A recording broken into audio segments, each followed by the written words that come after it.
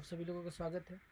सो यहाँ पे क्या लिख रहा है, two liquids A and B, दो लिक्विड है, फॉर्म एन आइडियल सोल्यूशन, यानी यहाँ पर हम राउल्ट्स लॉ वगैरह यूज़ कर सकते हैं। The vapour pressure of a solution containing 1 mole, the vapour pressure of a solution यानी P S containing 1 mole of A, यानी ए का कितना मोल है, एन ए बराबर हो गया 1, एंड 3 मोल ऑफ बी, यानी एन बी का वैल्यू कितना हो गया 3।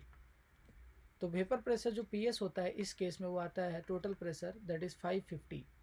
इस केस में जब एन ए बराबर 1 एंड एन बी बराबर, तो वी नो डैट कि पी एस इक्वल टू होता है P nought A X A plus P nought B X B.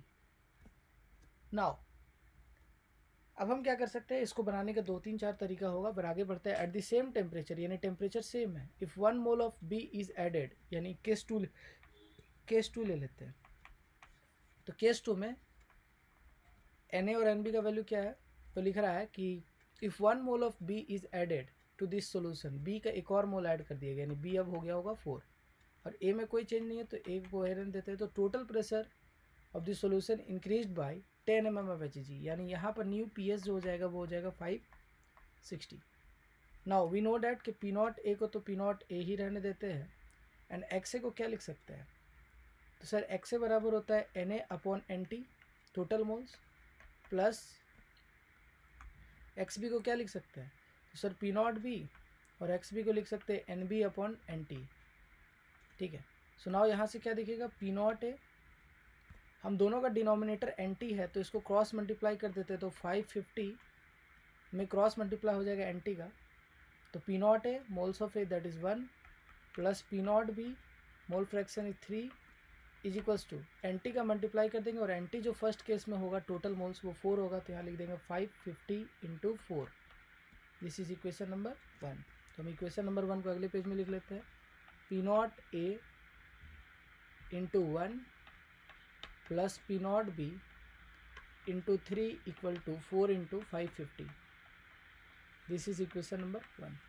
Now equation number 2 में देखेंगे तो लिखा हुआ पी नॉट ए, यहाँ भी सेम वही काम चलेगा, N A upon N T plus P nought B N B upon N T, cross multiply कर देंगे तो एन टी दोनों इधर मल्टीप्लाई हो जाएगा, तो यहाँ से आ जाएगा P nought A into 1 plus P nought B into 4 is equals to हो जाएगा N T that is 560 into total moles यहाँ पे हो जाएगा 5। तो दिस इज इक्वेशन नंबर 2।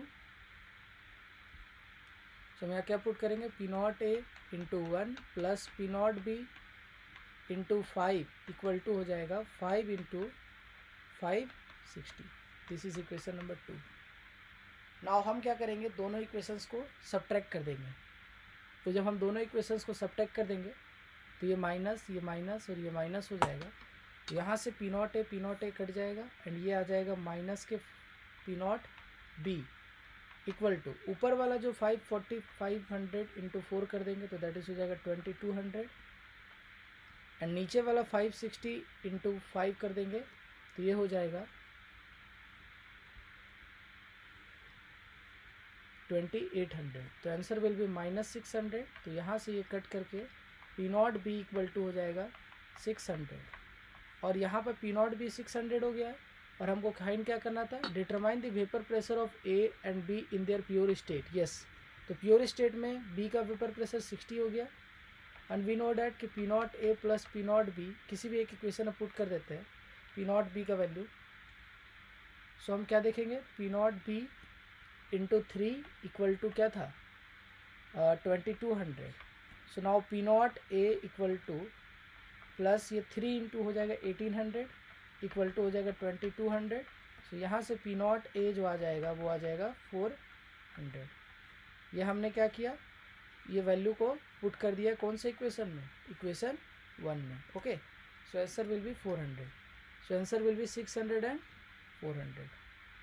तो 400 एंड 600 400 नहीं, answer will be A 400 and 600, क्योंकि आगे वाला प्रेशर ए का है और पीछे वाला बी का है, तो ए का वैल्यू 400 था। Thank you.